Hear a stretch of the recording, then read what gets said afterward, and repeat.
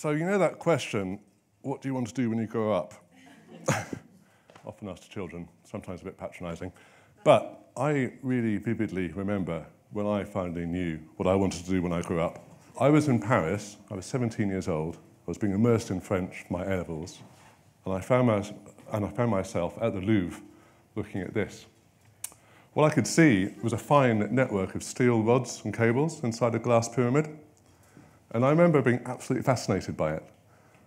I knew there was some reason for them being there because they literally held up a lot of glass. And I could tell that there must be some sort of order and logic into their arrangement of diagonal lines and interconnections. And in that moment, back in 1991, when I was 17, I knew what I wanted to do, was to be a structural engineer. Now, we all know what a structure is. It's something that holds things together. So the structure of a sentence holds an idea. And in the physical world, everything around us is some form of structure.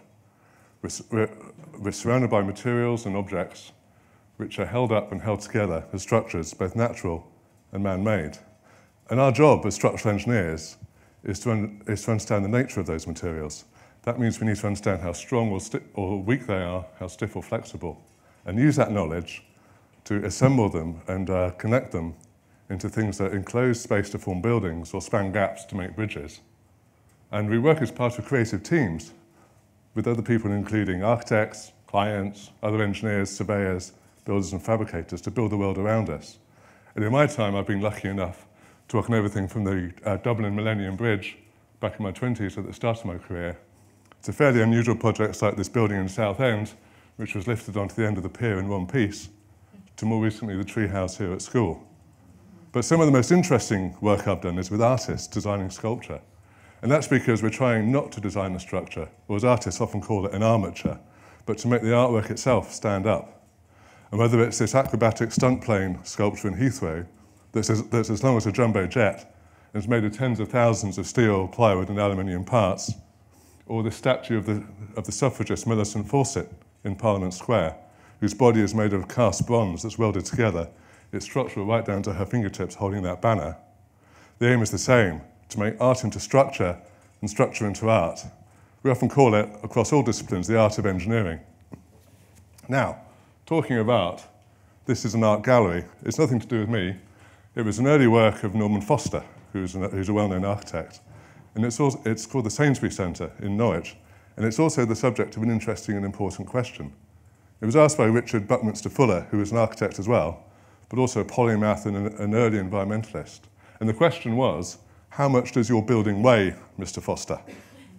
And the answer was 5,916 tonnes. And it is an interesting question, isn't it? Because we as a society don't always think about how much our buildings weigh. We care a hell of a lot about how much other things weigh, our own bodies. We like lightweight laptops, bicycles, in my case. But when was the last time you looked at your house and wondered how much it weighed? This is my house. I'm an engineer, and I built it. I know it weighs 613 tonnes. And the reason it's important is every single one of those tonnes that we build with has to come from somewhere. So if we build with clay, if we build with bricks, we dig clay from the earth, and we fire it in kilns at over 1,000 degrees C. Steel in beams starts off as iron ore in somewhere like Australia before being transported halfway across the world and smelted in blast furnaces and rolled out as red-hot metal.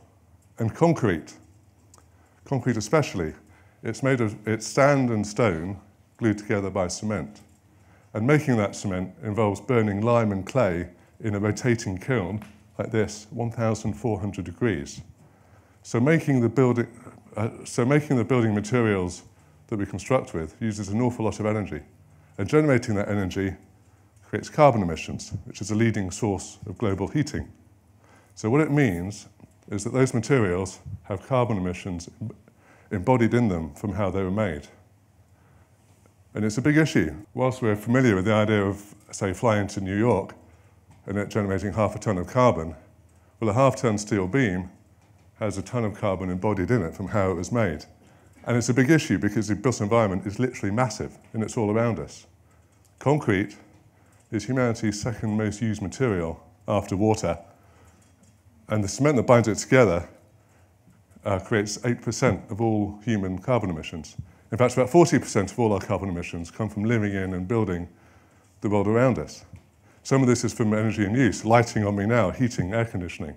And we've actually made fairly good progress in reducing that and making our buildings more efficient with better energy, efficient lighting, insulation, more airtight buildings. But we haven't done so well on the structure so far, and that's where we structural engineers need to come in, because most of the embodied carbon lies in the structure, in all of that concrete. In fact, if you work it out, about 15% of all human carbon emissions are in materials specified by structural engineers. So we need to do something about it. We need to make our buildings lighter. First of all, we need to keep them safe. They mustn't fall down when we crowd into them, or the wind blows hard, or there's an earthquake, but only safe enough, and we need to avoid the temptation to over-design them with loads that are too high and the building will never see.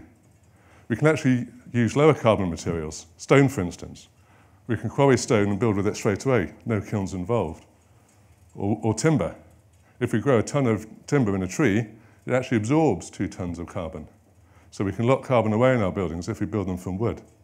And we actually need to creatively reuse our buildings more so that they can find new uses, and we can save a huge amount of energy by doing that, by not demolishing them and building them again. And if we do need to knock them down, we need to carefully take them apart and see them as sort of urban mines of material so that we can reuse the parts in new buildings. But there are challenges along the way. One of the key ones is that energy availability means that materials are much cheaper than human labour. So it's cheaper to build with more stuff, to use less human labour, both intellectual labour in design offices and physical labour on building sites. And this is a challenge, but it's also a huge opportunity for structural engineering. And it's really driving a renaissance in what we do. We're using that old idea of the art of engineering, but combining it with technology. Things like AI and digital design are helping us to design lighter weight, more optimized structures. And digital fabrication, so we can start building buildings in factories with robots rather than on messy building sites. And with all of that coming together, we're starting to find ways to make it more affordable to use less material in building. There was a saying in the 1920s, and actually from beyond, amongst architects, which was less is more. You might have heard of it. It originally meant less ornamentation creates more architecture. Perhaps in the 2020s, we need to turn that around and say more is less. More design, more engineering, more refinement, more digital fabrication, more effort from everyone involved in building buildings to use no more material than is necessary, so we can use less. Less material with less embodied carbon and less waste. How about it?